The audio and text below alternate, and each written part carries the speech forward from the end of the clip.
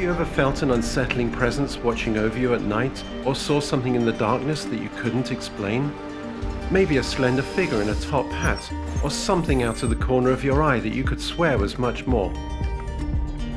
Knew that you weren't alone in your room but too afraid to open your eyes? Or woken up by an unexplainable pressure on your chest, gasping for air? There are many names for the phenomena surrounding these entities, but we know them as the shadow people. Who and what are they, and why do they lurk in the darkness watching us, while we seem to only be able to catch faint glimpses of them? To try to better understand this mystery, we spoke with a variety of individuals about their first-hand experiences. These are their stories.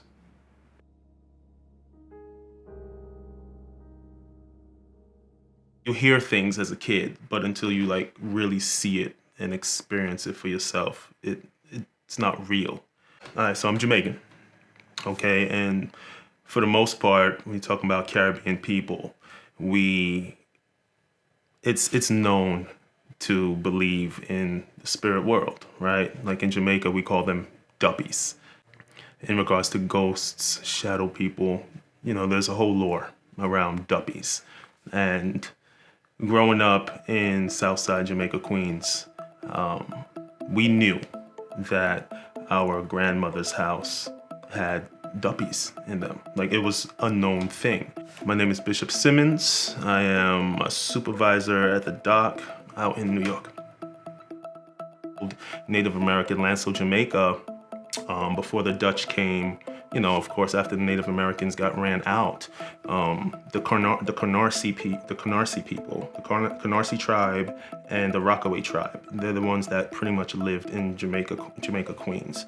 And it used to be called Yameco.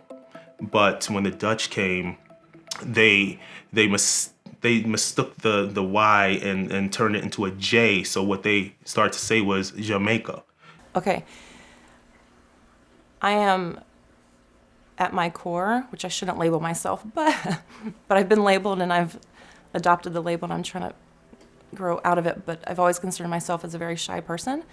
So speaking, ironically I'm speaking right now, but speaking has always been just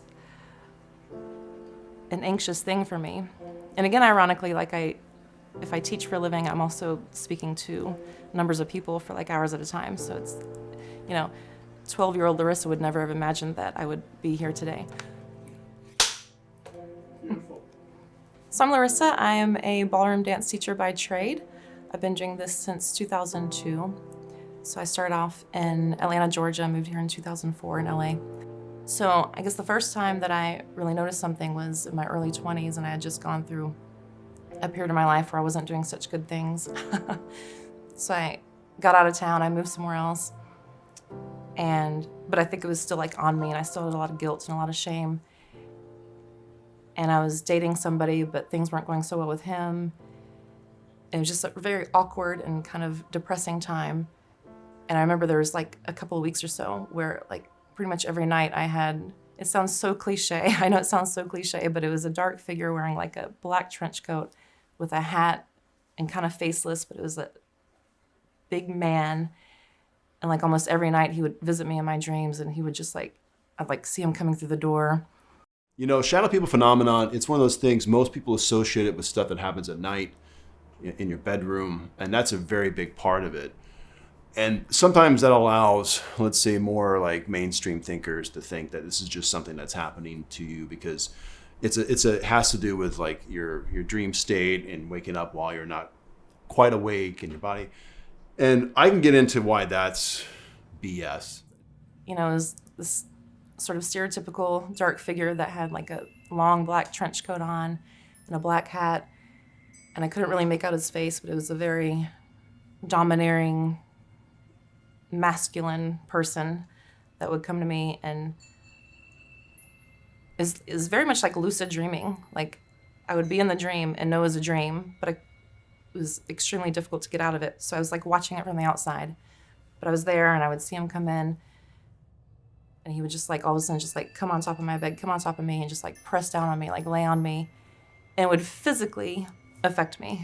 I physically couldn't, he would press down on my chest, and I physically wouldn't be able to breathe, and I would just be like, this is just a dream, this is a dream, this is a dream, get out of it, just wake up, wake up, wake up. And I'd wake up and I would be having trouble breathing. I've seen the hat dude. And he kind of makes me laugh because I don't know what his deal is. I very fancy, but I don't, like, why? What's the deal with the guy with the hat? What's his deal? And that's what I want to know more about. And where did he come from? And yeah, but I do think there's a bunch of different kinds. There's a bunch of different kinds in existence that that people tend to have they tend to connect over saying, oh, I saw that guy too. I saw that one too. I saw that one too. My name is Miles Bevan. I'm a barista in Los Angeles. What's weird is the fedora thing. Like when I saw the guy with, I'm like, are you kidding me? The fucking fedora guy shows up. Like, what is this? Is this like, like it's such a stereotype. So what's the deal? I've had these other dreams where I get taken to military bases, and I don't even want to call. I mean, again, they fit that Twilight profile, the hypnagogic profile. Like, I don't feel like they're dreams at all. I've never told anybody about this, by the way. I told like one other person. They're terrifying dreams where I'm literally in a military base and I'm trying to get the fuck out. I've actually had another one where I was taking a test on UFO identification, and I was being quizzed on like how to identify different UFOs, and I passed. Was graduating with a bunch of other people, and these guys, these fedora guys are around, and the fedora is a good look. Don't get me wrong, it's a classic look. My name is Richard Craner. I'm a videographer, and I live in Sherman Oaks, California. Honestly, I just feel like people get attached to land, and even if, say, you build on something, like say the house, wasn't there, but the people that toil the land are still there, right? It's just like the idea of building on bones, which is so much of America, right? That's why we have so many places that are extremely haunted. Fuck, I don't know. It's a lot of coming at me. It's designed to scare me most of the time. I really would like to think that it's positive. Like because part of the experiences I've had dealing with paranormal stuff is that there's usually really negative, trauma-based stuff that will come up, and It was me, my older brother, my older sister, and 2 of my cousins. So it was a good group of us, right? And it was later on in the evening, and my grandmother, she was already upstairs sleeping. My mother was actually at work, so she wasn't there. It's just my grandmother. And we were all downstairs. So I'm about 10 years old. My older brother, he's 5 years older than me. My sister, she's 4 years older than me, right? So they're 15, 14. My cousins, they're around 13 and 12. So it's a good group of us. And the way my grandmother's house is set up, right? You walk into the front door and you hit the dining room first. And then the dining room, the living room, and then the kitchen. And then there's like a little side door that leads down into the basement. So, my grandmother's like, all you kids, you need to come upstairs. Shut the lights off, come upstairs, it's bedtime, right? So we're in the living room. I remember this like yesterday. There's a lamp off to the side, to the left side. The TV was sitting right up against the wall. And, there's the little archway, and the dining room is pitch black. The kitchen is dark as well, so we just have this little lamp, and we're all huddled together, and we're like just talking and playing and acting a fool, okay? And I'm sitting, and there's a couch that's right on like the east wall, so I'm sitting, in the couch, and I'm here talking and playing, and my brother's here, my cousins, we're like just all huddled all around, and all of a sudden, like, I don't know, I just felt truly, I felt cold, right? And I look up into the dining room, which is pitch black, and it's like trying to explain a color that you've never seen before, right? Like this black that I saw was blacker than black, if that makes sense. But it came in 4 like tall slivers, and these tall figures started moving. So it's like I'm looking at something that I'm like, wait, what? So I'm like, yo, O'Neal, yo, look. And so he looks up, and we all look up, okay? And these four forms, they just start moving from the damn dark. And it's crazy because, yes, I know this is about shadow people, but it's like 4 faces started to emerge from these shadows. And I remember it clear as day. It was like 2 women, 2 men, old faces. When I was 29 years old, I began experiencing this thing called a Kundalini awakening. I was completely unfamiliar with it. I was meditating a lot, and it started happening to me, this phenomenon. I actually wound up in the psych ward briefly, because they thought something was really wrong with me, but really didn't have any obvious signs of schizophrenia. I wasn't really, in fact, I got kicked out of the psych ward because they were like, we need this bed for somebody else who's actually really threatening themselves or other people. You're fine, you know. At that time, I found a guru. I started going to her, and over time, you know, the phenomenon has gotten better.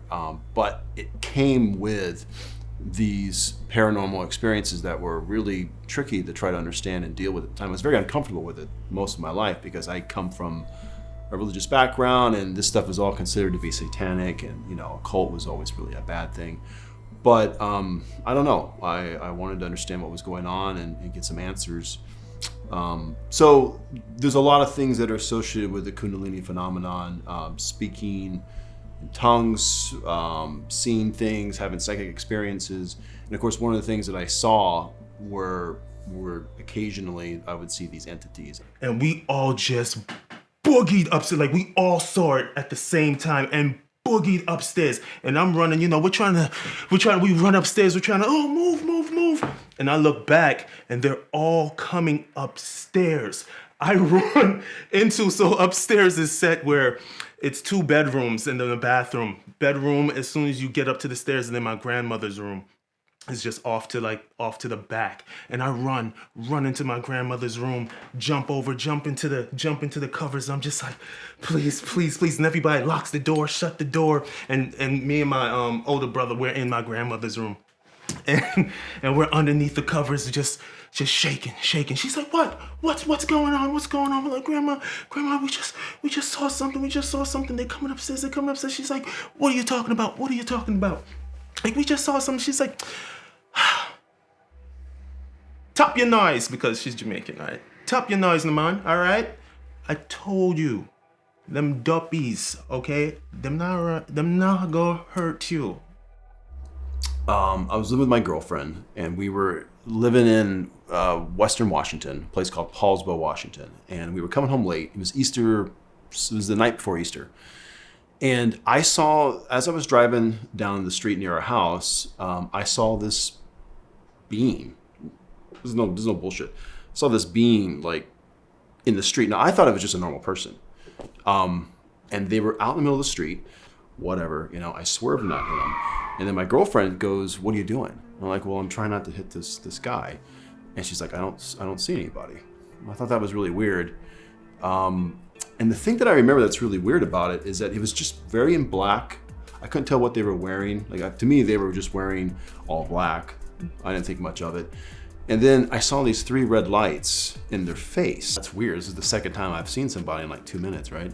And she sticks her thumb in her mouth, starts sucking on it. She was nervous. I was already kind of a loose cannon to her already. I was already having phenomenon, and so she didn't really, I think it made her really uncomfortable. So we pull in, I just remember saying to myself, okay, something strange is gonna happen.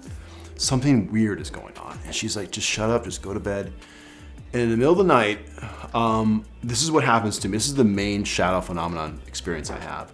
A hand just comes out and slaps me in the face, just bam. And I come jolting out of the bed. This happens to me, like, I would say once a week. I like to use this phrase. I feel like we're all living a multiple personality, I don't want to call it disorder, but just a multiple personality reality, scenario, experience, multiple personality experience, meaning you're a version of me, I'm a version of you. Every being, everybody, Everybody is just another version, another aspect of your own self. We're all the same higher soul. We're just separated to experience from other viewpoints. She was like, what the hell was that? I was like, someone just hit me in the face. I try to go back to bed, and this is a key detail. At some point, I remember my feet, I got no shoes on. I remember reaching for, like I wasn't asleep yet, but I had this weird jerk, like I was jerking to try to slam on the brakes of a car. So this is where it gets weird. The next morning I get up, she's like, you're out of here.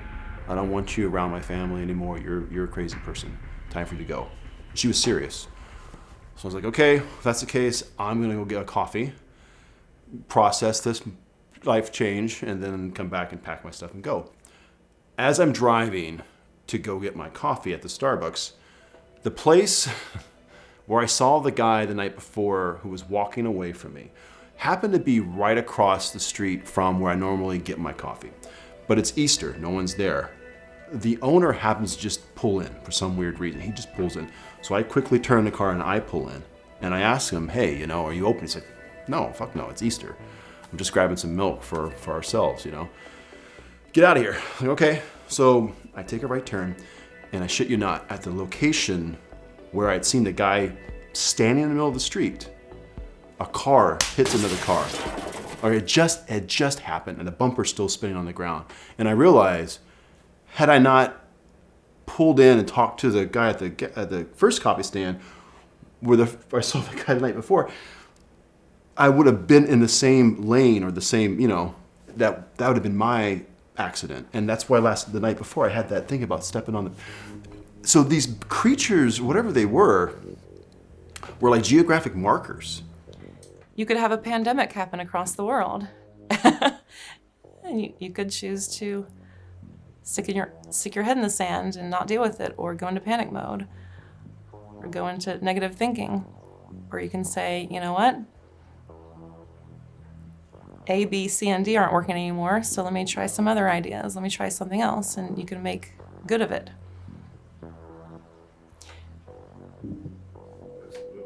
We can all experience the same situation, but deal with it differently. But later in life, I've looked up and I've, read theories about that, it's an extension, it could potentially be an extension of your, for lack of a better word, demons, or, something that's unsettled, or it'll often come with, if you have trauma in your life. My name is Carmela Costanzo, and I grew up in Northern California. I am an interior designer. It all started with my grandma took me on a road trip. My parents were fighting a lot and on the brink of divorce, and so she removed me from that situation. So we went on a road trip, and so we went through near Bodega Bay, and we got there towards right after sunset, and it was really, really foggy, such fog. And I just remember pulling up to this place. I'm like, where is Grandma bringing me? Why are we here? My previous life, I've always chosen partners that are projects. I see the love in them, and I see their higher self, and I see their potential, and I'm like, well, I'm just gonna love you into that. It's almost like I understand too much. They told me about their upbringing, or the things they've gone through in their past, and I'm like, okay, this really sucks what you're doing right now to me, or to yourself, or in life. It's really shitty. But I get it, I understand. It's almost like I understand too much, so I'm gonna put up with it because I see more in you. But it's not about that. You can't fight other people's battles for them. But at the end of the day, it was really my battle to fight. It was me having to understand that in my own self. I am Lisa Rogers. I currently reside in Ithaca, New York, and I am a child psychologist.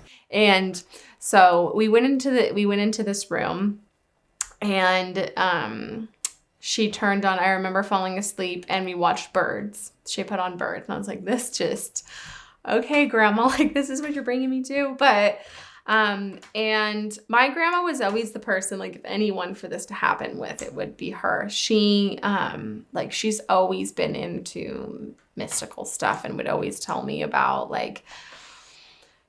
just be like, be open-minded to other things that are like happening in the world. So it makes sense that this happened with her. Like she truthfully believe that she's like had an alien encounter and that there's other spirits around. And she always told me to say, like, just imagine yourself that there's like white light all around you and say, no, leave me alone if you feel that something is approaching you. Okay, this happened about, it was like 5 years ago. I would go to the Hamptons and I would nanny for families occasionally. But this time around, I was watching their house, one of the families that I worked for. And I knew a lot of the workers pretty well who would go to the house. And so early in the morning, I would go and I would check on the house to make sure, you know, there's expensive art and all that stuff. So I'd have to check on it. So I went to the house and I walked in the gate. I opened up the gate and I thought I saw, or I believe I saw Gabby, who was the housekeeper, in the window. And so I proceeded to like walk around the house, which was what I was supposed to do. So walk around the house and, you know, check the grounds. And as I'm walking around, there's like a corner downstairs, like bedroom room, master bedroom. And I noticed that Gabby's not in the room. It's like this like black, Gabby used to wear like stylized clothing when she would housekeep, very like 1960s hairdo. So it looked like her essence that I saw, because I also wear glasses too. And I didn't have my glasses on. And as I'm going around the corner of the house to look in that bedroom, I noticed that probably there was like this art guy who would come, and he had been hanging certain paintings over the last few days in this room. And most of the time this room was like a children's bedroom. I was frustrated, and I could tell that he had left something in the room. And as I looked to my left, I was like, oh my gosh, he left something in the room. And there was this big like shadow. It was almost like dark and smoky. And I was so mad. And I took a picture.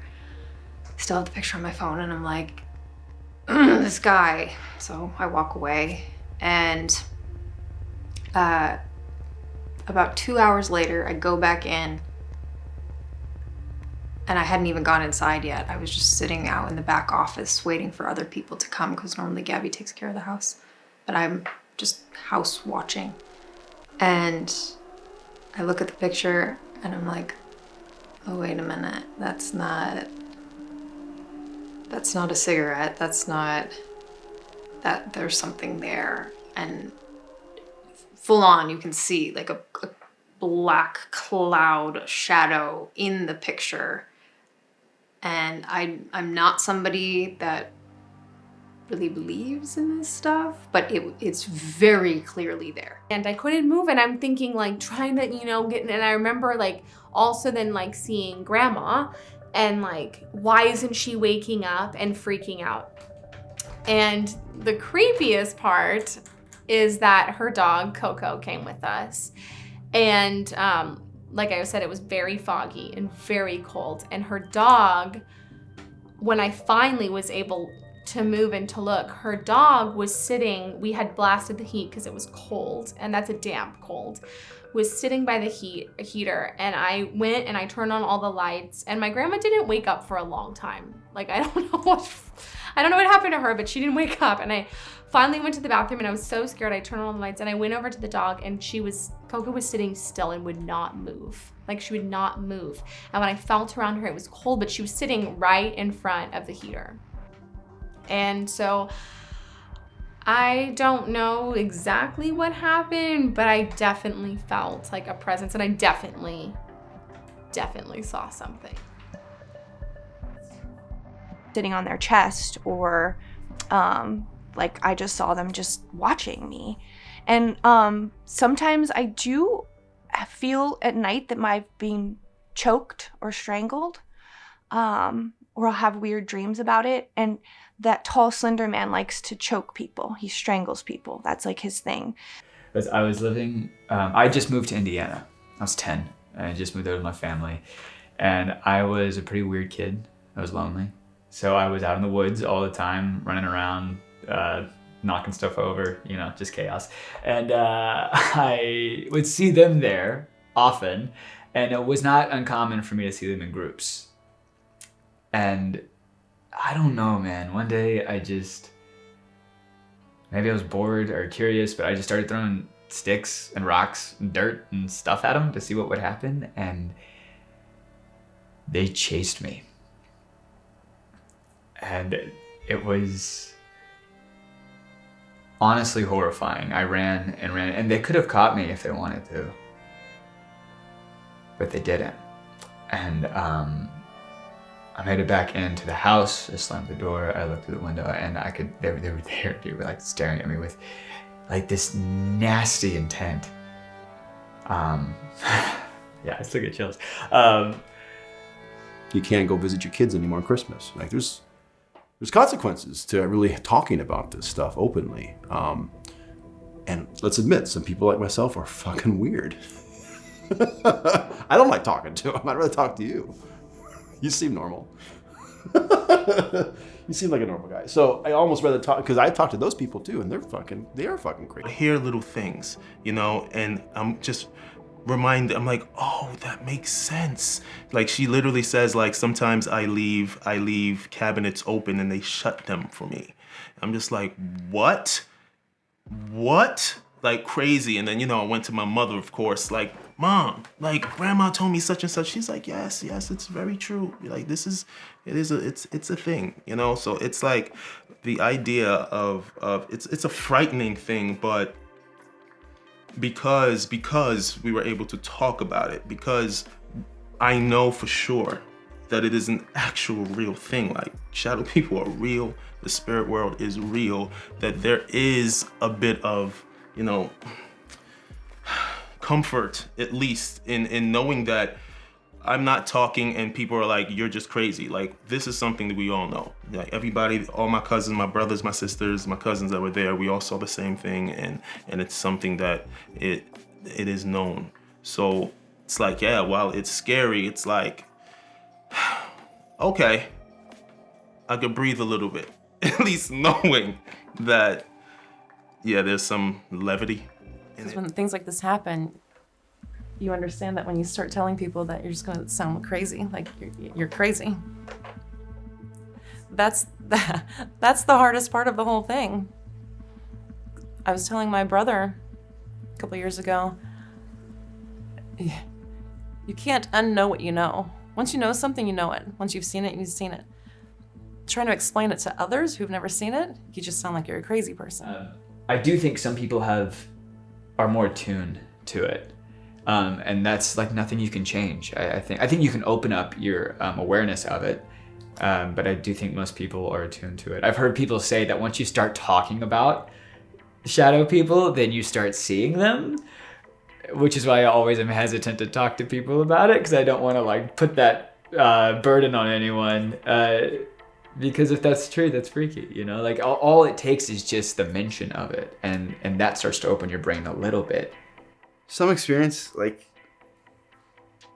you know, if you feel a certain way, you'll know.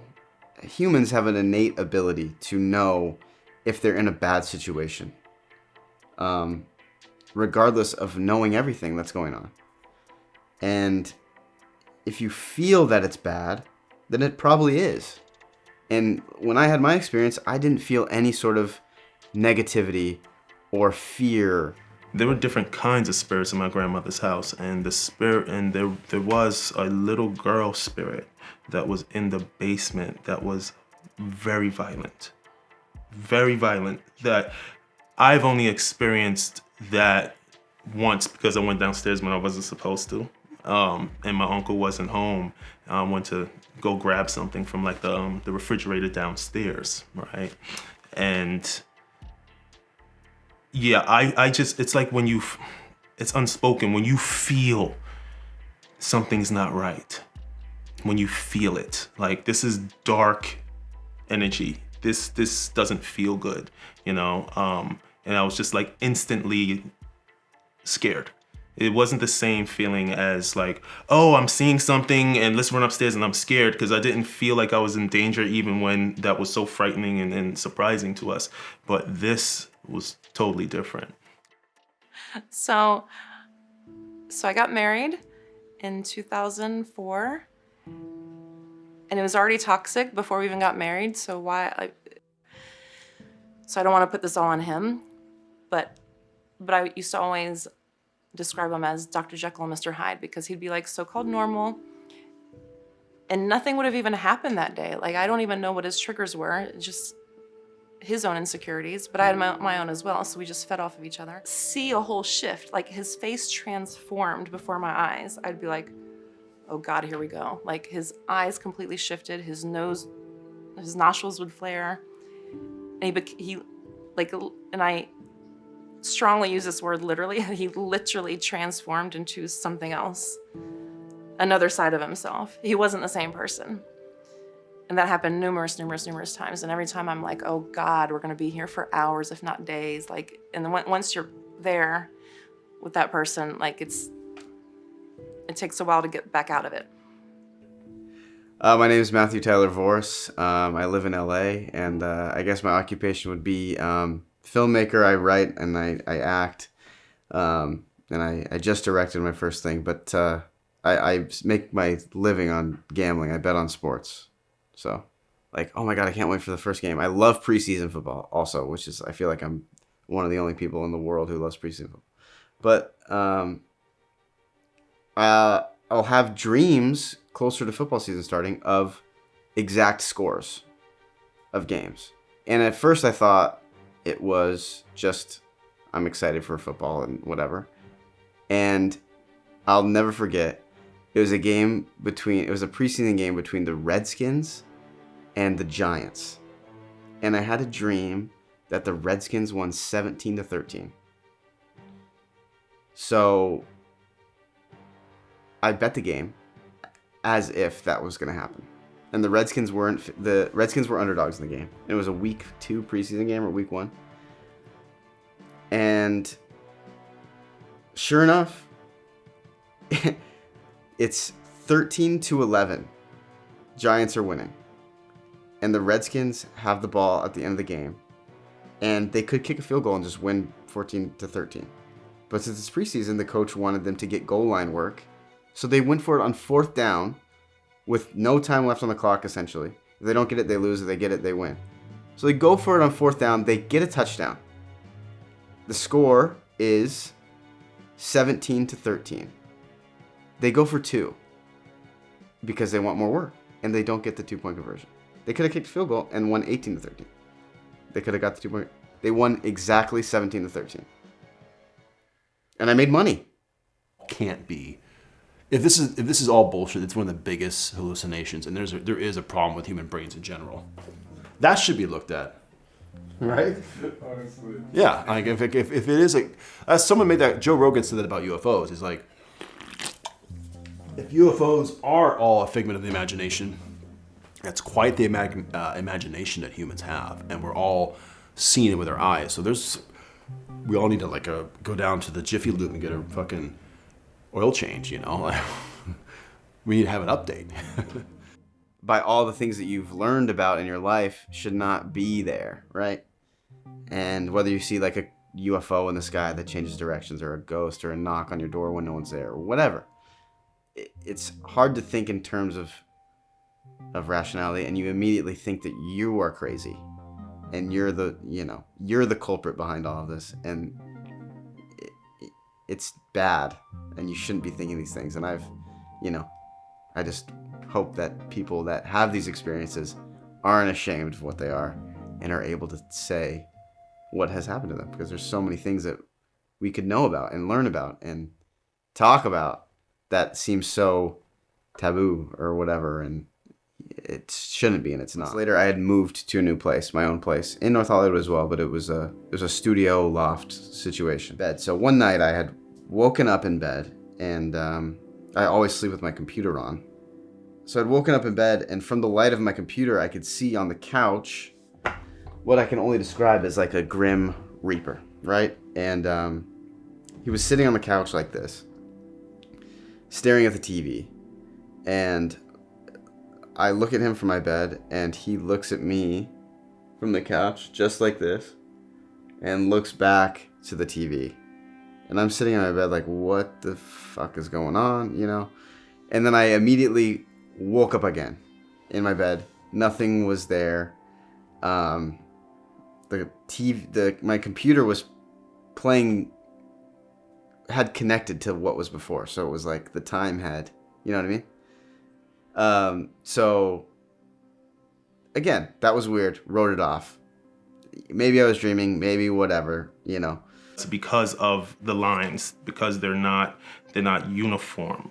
It's not like a perfect square where they can move about. So there are many times where, yes, like a spirit can get trapped in a shape, right? It's like, why do we always make a circle anytime there are, say, certain rituals taking place, right? Because the circles, it's a specific shape for enchantment and incantation of things. You know, it's like a pure shape.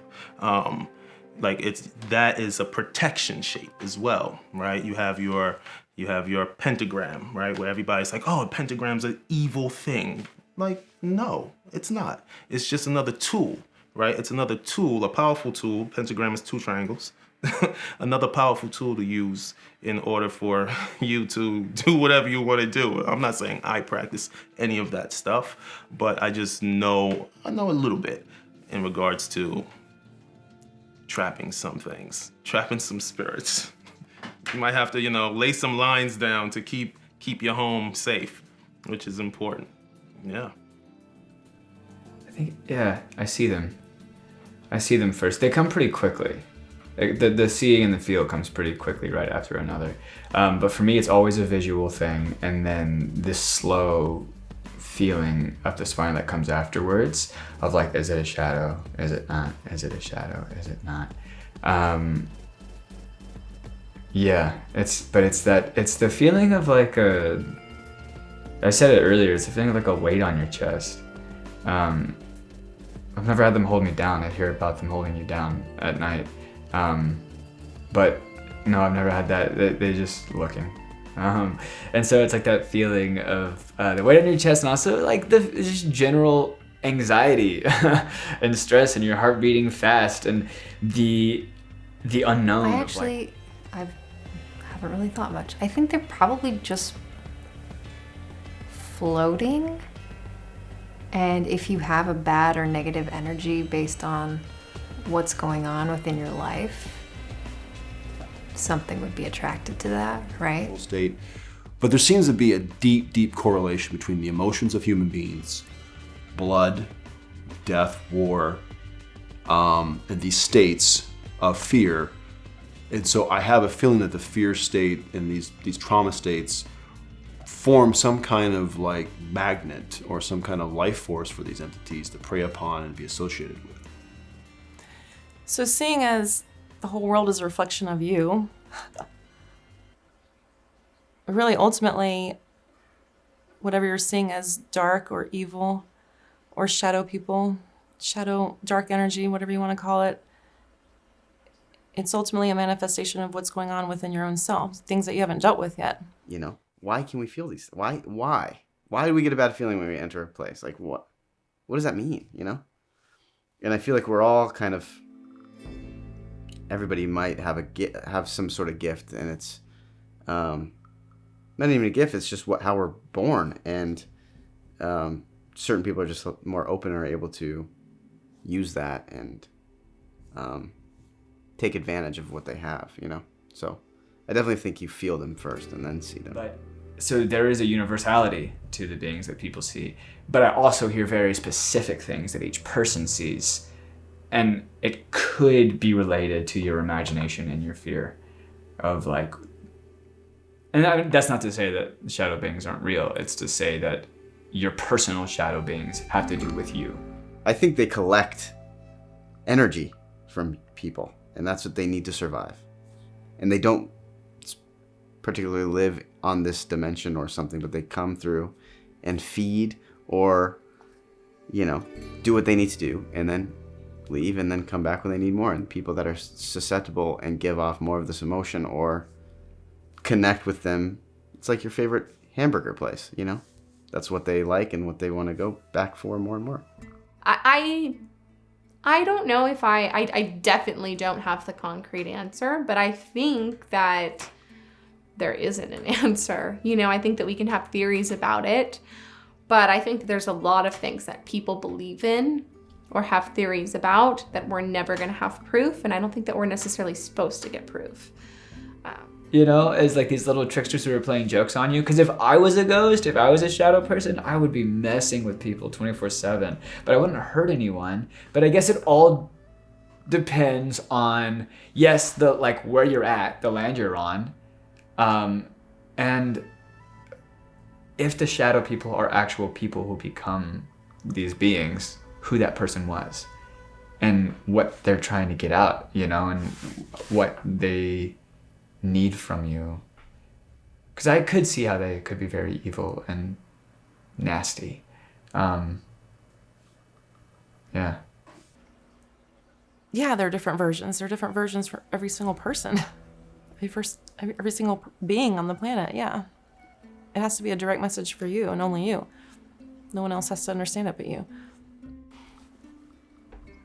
I think the best, okay, here's my answer, is I think the best case scenario, and I think that this is what spirituality is really based on, is you can't force feed anything on anybody. First of all, you just can't. It doesn't work that way. And they have to have the openness and willingness to want to see it or hear about it. It's like, it's got to be in the blood, right? Or it's got to, yeah. I don't think, maybe it is something you can like create and cultivate over time, but I still think there's some people who just are born with it. There is a whole other aspect to our everyday life of processing. That's a complete fucking mystery. So if you come at me, bro, with this thing that, yeah, everything's figured out and this is how things work, and the science of neurology says this, and it's like, no, it's like, and this comes up all the time in academic circles, but it's left out of any conversation involving hypnagogic states of sleep and waking up and all this stuff. And they just want to dismiss it all as like, it's a non-phenomenon. It's just a brain chemical doing something, right? But we don't even know how the brain actually creates reality. Yeah, because as you get, like, I said overactive imagination. Let's say you tell your parents you saw this demon or this ghost and you're terrified, and your parents are like, okay, let's play pretend, blah, blah, blah, blah, blah. I've watched parents, like, ignore their children's crazy stories because they're tired. But, like, and society does it too. And I think as you grow and grow and grow, you put more and more filters on yourself. And those can probably just start to block out those experiences because you tell them, oh no, that's just something falling off my table. That's earlier, this thing fell off the wall. Yeah, if I was to suddenly be like, hey, Shadow, where are you? Like, I'm not going to see it, I don't think. But if I'm not... That was a pretty good question considering I was interesting. If I'm not paying attention... We could have just been like, oh, that's just the old housing or the old nails on the wall. Or something knocked it down because I was literally talking about, man, setting up these shoots is so like minute and difficult. And then someone was like, oh yeah, check this. Boom, it knocked the bulletin board down. I think you have a choice to choose to believe it's supernatural, or you have a choice to believe it's just, it's an accident. And it's a lot more fun to believe it's the supernatural. My name is Nikki Jean, and I am a sacred ceremonialist. I host many forms of quantum healing.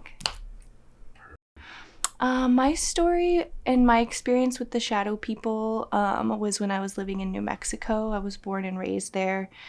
Obviously, everybody is all about aliens, and I was always a bit of a conspiracist growing up, so I love to talk about shadow walkers, skinwalkers, aliens. My mom lives in a small town where they have a little ranch in Clayton, New Mexico.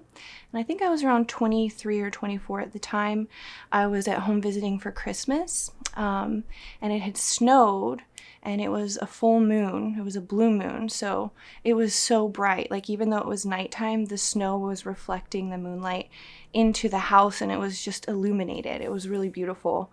I was engaged at the time, and I brought my fiance with me, and my mom's very old-fashioned, her and my stepdad, so they had him sleep on the couch in the living room, and I slept in my old bedroom that I had had before I moved off to college. When I went to go to bed, I realized that it was so bright in the room, and it's because all the blinds were open and the light was shining in, and I remember giggling to myself because I thought it was ironic that in order to turn the lights off, I would need to close the blinds, like the reverse, basically. And I contemplated closing them, but I was like, no, I'll just see if I can happen to fall asleep, because I usually don't mind a little bit of light when I'm sleeping. So I fell asleep, and then all of a sudden I woke up. I just jolted up in bed, sat up, and there were two figures at the foot of my bed. And they were completely black, like a shadow. I compare it to in Looney Tunes when they throw out the little circle thing that they drop through. It was like that, but it was parallel. It was like I could put my hand through them, if that made sense. And it was the outline of two figures. And sometimes I have dreams, like I'll wake up and I will see things, and they will actually like spiders, big spiders will crawl in my bed. And by the time I usually am shaking the sheets and awake, they'll be gone. So when I first woke up and saw them, I assumed that that's what was going on. And then as I'm like waking up and they're not going away, that's when I realized, like, okay, this is not a waking of a dream state, like they're actually there. So then I began to observe them. And the one on the left side, say if I'm looking at them, the one to my left was very tall, and it seemed bald. I almost would compare it to like an outline of Egyptian man or something. Definitely didn't have a shirt on. Maybe it had it didn't even seem like it had any garments. It just seemed like an outline of a tall, thin, bald man. And then the one to the right of it was almost half its height, at least a quarter. And its outline, it had very shaggy hair, and it seemed like it was wearing like garments, like a coat or something. Like it was wearing thick garments, like you could see the outline of its figure. My friend she just recently moved into a space, and it's a very like interesting, really cool artistic space, loft type space, but upstairs there's a very just oddly angled room, and that's the only room that she says she sees, feels, and hears things.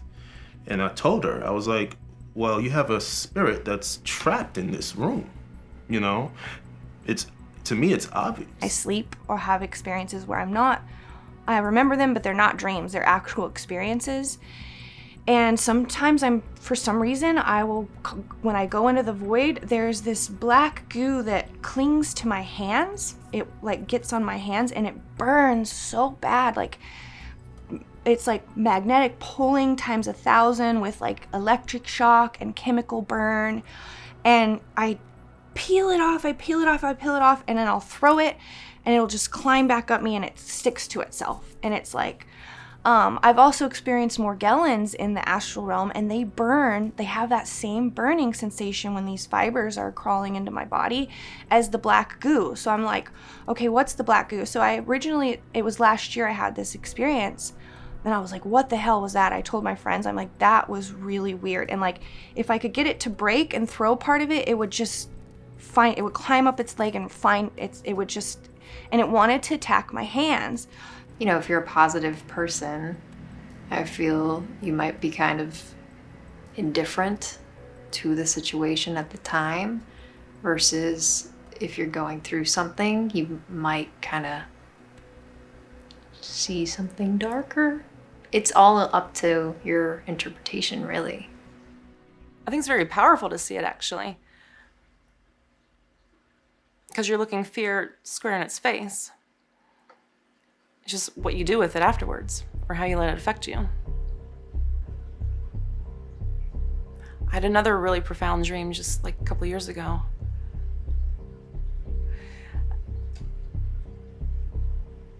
They portray themselves as figures, but it's more what they're representing. Everything is just symbolism, isn't it?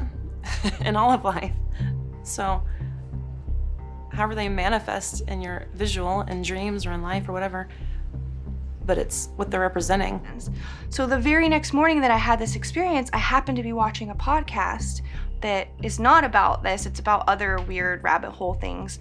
And the two guys on there, one of them says, "So have you heard about the black goo?" And I'm like, you are kidding me. I literally just had this experience and I'm wondering what the black goo is. So the guy on the podcast starts telling about, supposedly there's a phenomena where people will randomly die and this black goo will ooze from their eyes or their nose or their ears. They did an X-Files or episode on it when they had the show. So supposedly they were saying that this German scientist began to study the black goo. They got some and they were studying it, and they found that it was attracted to heavy metals and like low vibration energy, and that if you took a piece out and put it outside of the jar, it would climb up the jar and go back in and re-merge with itself. And that the people that were studying it, that a lot of them went crazy. They ended up killing themselves or harming someone else, but like 2 or 3 of the people achieved extreme enlightenment and were all of a sudden very, very happy and blissful and almost like they had their Kundalini awakening or something. But eventually I believe they all died. And right around that time too, I have another friend that I told them about the black goo, and he tells me, because he would call me NJ.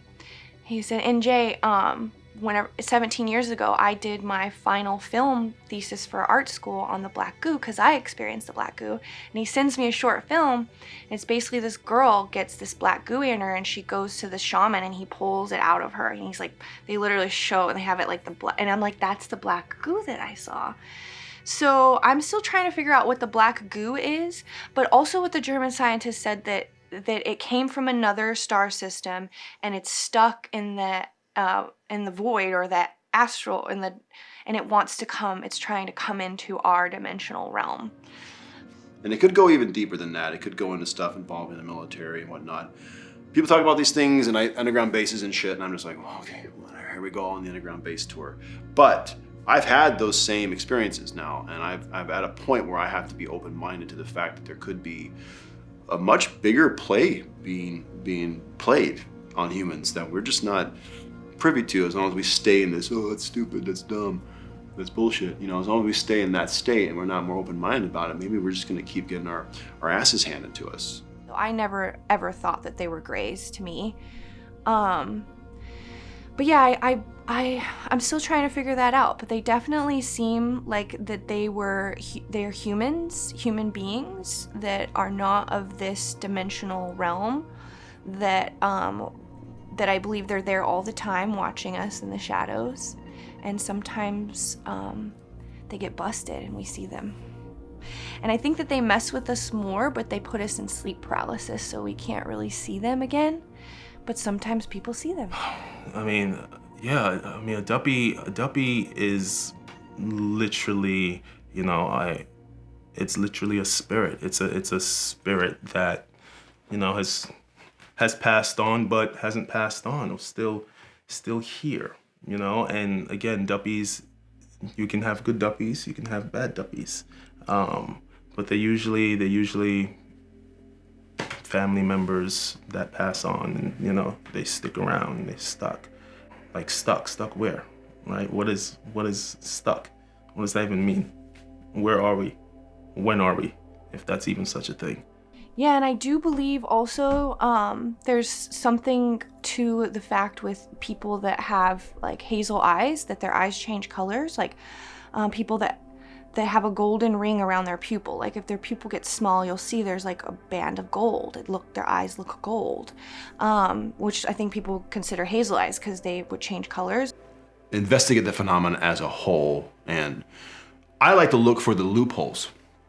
I like to look for the things that people don't see. Like science has a big black hole in the understanding of consciousness and how it intersects with physical reality. There's not a 100% surefire solution to how that works. It's bullshit to pretend like it's there. And of course the woo-woo community has the freedom to take any subjective experience they have and say, this happened to me. And that's what started the whole thing from day one with Darwin and Christianity. So I get it. I get there's a lot of issues there, but the phenomenon persists, you know? Like people have these experiences and people get abducted and it all happens. It's all happening. So someone should look into it. I do believe that there is, I also feel like it might be a link to the druidic bloodline, because I found people that have the golden ring around their pupils are very hypersensitive and almost have extra abilities, if that makes sense, where you're like, wow, you're really good at moving energy or reading minds. Or So if you think aliens have a certain look, then that's what they look like to you. They don't have a physical body. It's your interpretation. It's all messages at the end of the day, isn't it? Simulation theories that people have, I think, are real. Like I don't think it's all fake reality, but the way in which we think reality works is not real. Like that's reality, but there's layers to it that are going in. So I use this analogy of like the MP3 or the MP4 file, or if anybody does like software stuff, scientists are right. They'll take a JPEG and they look at a JPEG, they'll say, this is reality, this is the photo, and this is the JPEG algorithm that made this, and this is we can scientifically deduce. But like, where did that JPEG come from? It came from these layers in another software system. And those layers are virtual layers. They can be changed at any moment depending on how you slide the arrangement around. That's the substance of reality being fucked with or changed.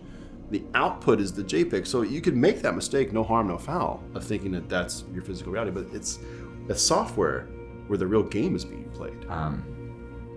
You know, it's sad to think about all the things we've disproven, you know, like being like, the sun is a fiery ball that we all revolve around in space, not the god Apollo. You know what I mean? Like, I think that I don't want to prove it. I don't want to prove it. I don't think there is a way either, because they would have by now, right? And I think everybody sees it, so there's a belief amongst everyone, like, yes, they're here, they're real, they're here to stay. They've been here for years. Showing themselves in that way to be most effective for that person or for the people that are seeing it. There's been stories of UFO sightings that one person sees a craft and the person right next to them sees a completely different image. And then somebody next to them sees nothing at all. So you know, got to think about where is this coming from and what it actually is and what it could be. You know, I mean, it's either that or like keep going fighting wars and stuff, or paying $4.50 at the gas pump, whatever you want to do. Also, I have this theory that there's something correlated to the Morgellons, a weird little, have you heard of Morgellons? They call it a disease or a psychosis because science doesn't, a lot of people don't want to acknowledge it as real, but there's a phenomena where people will all of a sudden have these fibers start, little red fibers or weird fibers growing out of their body, and they're half organic and they're half robot, and so a lot of people that are in the big conspiracy that like to question things, and they believe that they're in all of us, and they're spraying them on our food, in the chemtrails, in the smart dust and everything, and essentially they're in all of us, and they're preparing us to essentially merge with AI. If somebody feels something, it's more valid to me than them seeing it. You know? Because if you talk to somebody, you can tell if they're telling the truth, or, you know, if you're like, oh yeah, I saw a ghost, or I saw a UFO, right? Evolution designed human beings to see reality a certain way. that we're not really seeing reality. We're seeing a projection based upon our shared brain software. Plain and just how they want to be seen or left alone. And it's kind of like that, like as a psychologist, just sometimes you want to be seen in a certain way and you're playing a little game. So if there are things, they might be playing a little game and they might be like, oh, all right, perfect time to show up. She's not looking. There's a place in North Hollywood, not North Hollywood, in Burbank. It's on Magnolia. It's a great place. It's called the Mystic Museum. And I would go there and I would loiter and I would make the people that own the place become my friend. And I just loved the energy of the space and everything. And I would get my tarot cards read there. And one day I was talking to the owner and she said that they had a medium in and her name was Maria and that she swears by Maria. And I was like, oh, sick. I'm open. Love to see Maria. Love to talk to her. So Kiko looked at the list and all the times were booked up. So she was like, oh, maybe next time. She comes to LA once every 6 months. Maybe you can see her again. And I said, okay, cool, whatever. I shopped around and I went next door to get a coffee. As I'm drinking my coffee, Kiko runs into the store next door and says, someone just canceled. Do you want to take the spot? It's immediate. And I was like, yeah, get me in there. So she's like, great, come in, have your thing. So Maria comes out of the back. In the Mystic Museum, there's a full museum in the back, an art gallery, and they have a collection of, vintage Ouija boards and haunted items. And, it's a really, really cool space. And Maria was doing her readings in the back. And she comes out and I hear her before I see her. And she has like these bangles on and the dreads and she's like the grandmother that I, never had. She's like this gypsy, from New Orleans, Greek, like just so cool. The coolest lady. And she brings me back and whatever, and I see her, and it's like I've known her, I feel like I've known her. She brings me back, and she tells me, the first thing she said was, you were in the store earlier. And I said, yeah, I was in here like 10 minutes ago, And she says, no, you were in here earlier this morning. And I was like, no, I wasn't. I was just in here, And she says, well, you were in here. I saw you in here this morning. And I was like, here we go. I'm ready for the ride. And so she talks to me about my spirit guides. The hour and 45 minutes that we had together flies by. And we were done. And she goes, I got to cancel my next appointment. I need more time with you. And I said, okay, I'm here all day. I'm here for you. Let's move in together. So we sit back down and she tells me that I know something happened to you recently and you've been thinking about it a lot. And I said, yeah. And she goes, I know you've been missing some time. And I said, yeah, I have been. And she goes, do you want to know what happened? Do you want me to show you what happened? And I said, yeah, I do. And she goes, it's not going to be pretty and it's not going to be a pleasant experience, but I can take you back to that time. And I said, yeah, let's do it. So she sits across from me at this table. And mind you, during this time, there's like sounds from the museum happening. And they have like a little fun gag where these books fall out of the shelf by themselves and go back into the shelf. And all this stuff is happening like every 10 minutes, and like you hear the sound on the recording. So, she's talking to me and she brings me back to where we are and she holds my hands from across the table and lights these candles and puts out these crystals and kind of guided meditation takes me back. And she asked me what was on during that time and what did you see and what do you feel, what do you smell, all the things. So I tell her, I have my computer on and my TV's on and this show is on and this is on my computer and I'm going to the bathroom and I'm doing all this stuff. And the minute that I close the door and shut my eyes in the meditation, I get like overwhelmed with these, I can only describe them as energy balls. Thousands, it could be millions, who knows. Thousands of these balls in a circular, formation went into my chest and out of my stomach over and over again.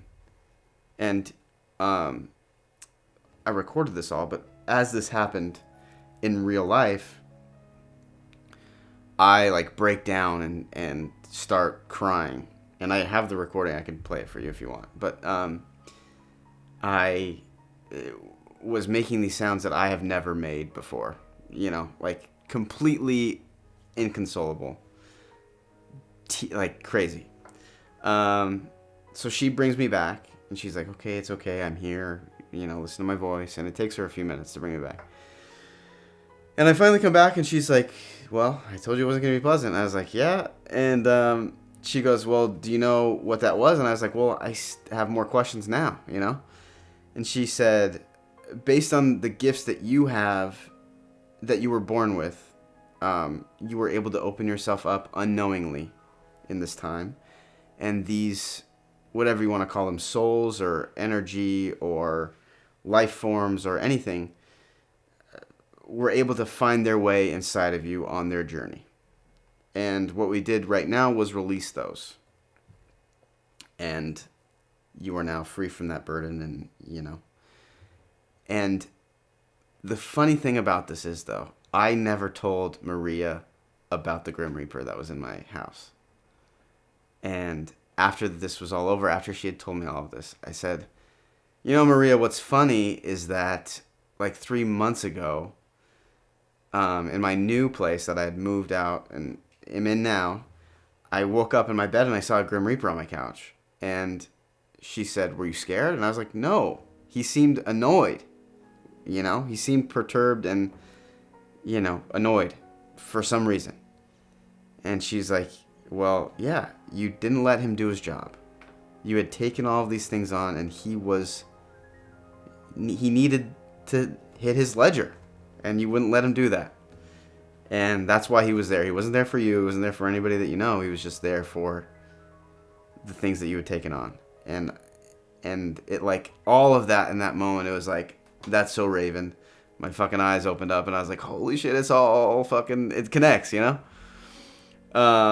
And ever since then, man, I've seen Maria probably, you know, 30 times. And I talk to her once a week, and she's like my family now. And she's, you know, guided me through tough times in my life and, like, has, you know, changed my life in such a great way. And was, I can't speak higher. They're so connected. I mean, in my experience, they're so connected to my emotions and my being and my subconscious at the time, that maybe it is just kind of my brain playing tricks on me. I haven't asked that question to myself. That's very, yeah. Yeah, because you see it and you're like, it's real, it's there. And you know, there's always the moment of, like, you know, putting your head under your pillow or under your covers and just being like, no, it's not real. But then it's still there, so you're like, okay, it's real. But if they are a figment of our imagination, then I think they could be cherished in a way, like they're little gifts. You know, it's like, this one is specific to, I made this. I made this, so why am I scared of it? Why? I mean, I guess there's some things I've created that I'm scared of, but, like, it's... You can't unsee something once you've seen it and understood it and felt, most importantly, felt it on a deeper level and, like, gotten, like, a deep, like, spiritual understanding of it, which can't be put into words. That's the other dilemma, is you can't put it into words. That's why I'm finding it hard to find words right now, because it... Well, it's like certain people, I hate to refer to them as insects, but, like, there's certain people who, depending on, like, a spider, for instance, is in your house, and it's some people are terrified of spiders. They see them in their house, get them out. But there's a lot of people, especially, like, daddy longlegs, for instance. Daddy longlegs aren't good or bad. They eat other things, so it's like, sweet, thanks for being here. But you see them and you don't want to kill them because you know they're not gonna hurt you. They might crawl on you when you're sleeping, which would be gross, but, like, probably not. And you coexist. To put a strong definition on what they are, who it is to me, and, you know, what I saw has a completely different meaning to me than it would for somebody else. And if that's the only experience I've had with a shadow person, is this Grim Reaper figure that I've seen in history and art and film and pop culture, and and I'm sure that that's not what that being looks like, right? But I know what that means, and I know what that character is supposed to do. So what that specific experience means to me is that was just a shepherd of the living, or that have passed on, or but these other beings that I haven't had experience with, but I can only guess as to what they could be, but because people seem to be so scared and so terrified, and I hate using the word demon because that's such a write-off, and it's so tired, I feel like. And if you don't believe in classic, religion, demons by law shouldn't exist, right? The desire for more awareness, to grow beyond where you are right now. So it's available to absolutely everybody, of course. But it's all in the eyes of the beholder. It's all in the perceiver, on what you want to see or not. You have to want to see it. And then one might argue, why would I want to see dark shadow people? But it's all there, and it's all to your benefit ultimately, because you can learn from it all. So once you open yourself up, well, you've opened a can of worms now, haven't you? So now you see it all. You asked for it. Another thing I found very profound and weird is I also have sleep paralysis, and I went on a Reddit forum about sleep paralysis, and they were talking about these two main figures that tend to torture people that they see. One is a tall, slender man with a hat, and the other one is this crazy woman with shaggy, crazy hair and like big, burly clothes. And as soon as I read that, I knew immediately. I was like, those were the two beings that I saw. The slender, tall man and her. That's exactly. So I believe there's also a correlation to sleep paralysis and the shadow people. And there are some weird key players. I don't know who these people are or what they are. I don't know what timeline they come from, because it seems like she's from the 1800s. And it seems like they're coming from different timelines, but somehow showing up together in people's rooms at night when they're sleeping, whether they're paralyzing them and choking them, or sitting on their chest, or I just saw them just watching me. There's also a lot of human egos that want to profit off them and do things with those that benefit themselves. That's just comes with the territory, So I think humans are gonna have to step up in terms of just being more sovereign, owning their own sovereignty a little bit more. That's what I'm being forced to do. I don't get the answers to everything, but I have to experience the phenomenon, and so then I have to accept it. And then that transforms, maybe that just transforms things alone in some way that I'm not 100% sure of. Tonight they're probably gonna come and beat the fucking shit out of me with baseball bats. Who knows? Who knows? At this point, I'm done. Fedora comes off as a fucking giant skull head, some fire shooting out. I mean, I don't know what's gonna happen tonight. Not looking forward to it. Yeah, I think they're assholes. I'll be honest with you, they're all a bunch of fucking assholes, whoever they are, because they're not telling me shit. They're not keeping me awake at night. That's probably the right answer. I was a caregiver to my friend's mom for the past year, and she could be all love and smiles one minute, and then literally 30 seconds later something triggers her, and she people have mentioned this about her before, that they think she's possessed, and I'm like, yes. I don't mean that in a derogatory or negative, I'm not looking down on her or judging her, but yes, it's a possession for her to be fine one minute, and then, and I don't know if that's controversial to say that in relation to mental illness, but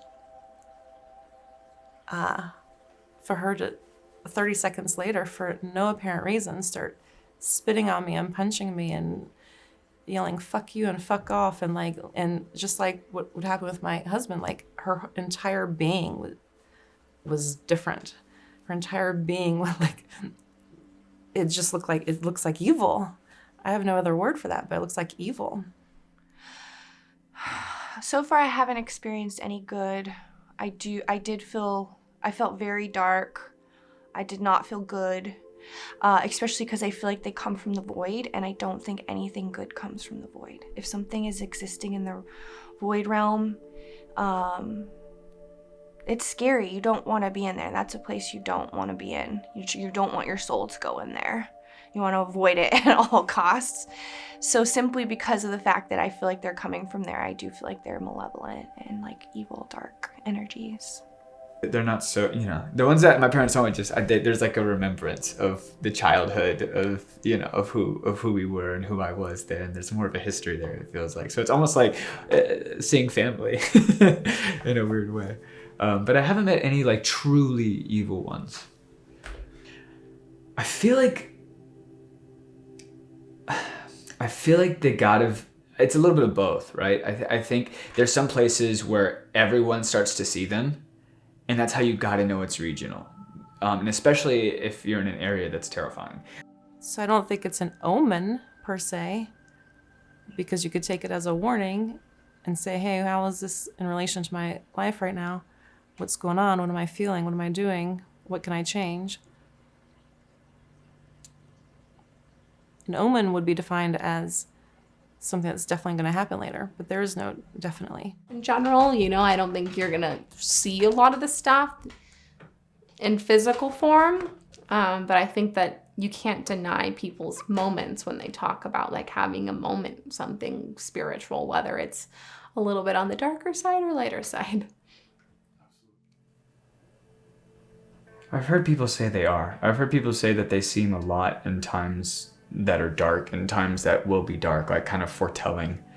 I've heard people see them before someone dies, like move down the hallway to a room, and then moments later that person's dead or something. Not that it killed him, but it's just like, maybe it's like his wife checking on him, or you can always put it in a positive light, or you put it in a negative light and be like, there's the Grim Reaper.